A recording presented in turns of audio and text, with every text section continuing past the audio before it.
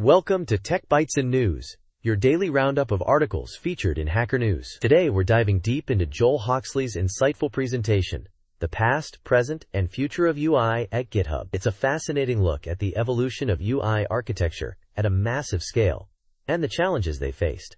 I'm really looking forward to this. The title alone suggests a compelling narrative.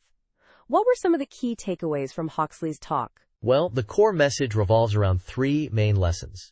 First, native app experiences are setting the new standard for UI. Users expect the same level of polish and performance they get on their phones, regardless of whether they're using a website.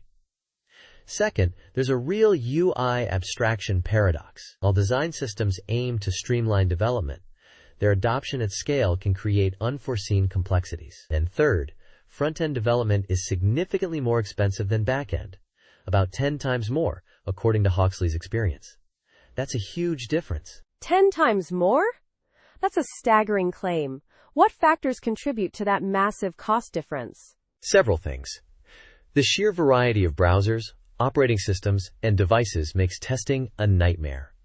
Browser extensions alone can introduce countless unpredictable bugs. Unlike the back end, where you often have more control over the environment, the front end is inherently more chaotic. Plus, the design process itself introduces complexities. Designs often aren't built with the constraints of the actual implementation in mind, leading to extra work for engineers to bridge the gap. It's a real disconnect. So the design process itself is a bottleneck? That's an interesting point. I've always thought of design and engineering as separate but parallel tracks. It seems Hoxley is suggesting a more integrated approach. Exactly. He suggests prototyping directly within the component library, rather than using tools like Figma, to minimize the translation gap. It's about aligning design and engineering from the start. This would help avoid creating designs that are difficult or impossible to implement efficiently. That makes a lot of sense. It's like building with prefabricated components versus designing everything from scratch. But what about the UI abstraction paradox? How does that play into the high cost? The paradox is that while design systems should simplify things, at GitHub's scale, maintaining and updating a system used thousands of times across the codebase becomes incredibly complex. Even small changes can have far-reaching consequences, requiring extensive testing and potentially causing widespread regressions. It's a classic case of Hiram's law. The more a system is used, the harder it is to change. So they're essentially victims of their own success. That's a common problem with large-scale systems. What's Hoxley's proposed solution? He advocates for a more cautious approach to building UI. He emphasizes the importance of reusing existing components and frameworks whenever possible, rather than constantly reinventing the wheel. He even suggests considering a global design system, rather than each company building its own. He cites Brad Frost's work on this very topic. A global design system? That's a bold idea. It would require a significant level of collaboration across the industry, but it could potentially save a lot of time and resources in the long run. Absolutely.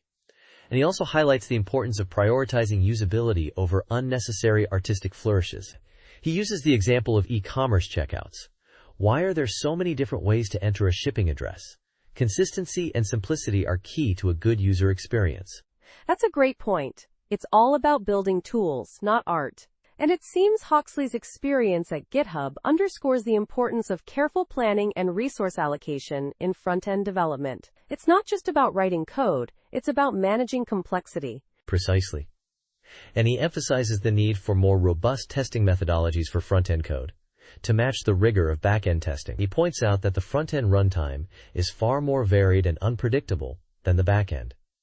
It's a challenge that requires a different approach. This has been a truly insightful discussion.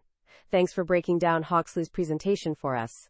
It's clear that UI development at scale presents unique challenges, but also opportunities for innovation and collaboration. My pleasure. And remember, listeners, native is the new baseline. The UI abstraction paradox is real, and front-end costs 10x back-end. Budget wisely. Thanks for tuning in to Tech Bytes and News. Have a great day. Bye-bye.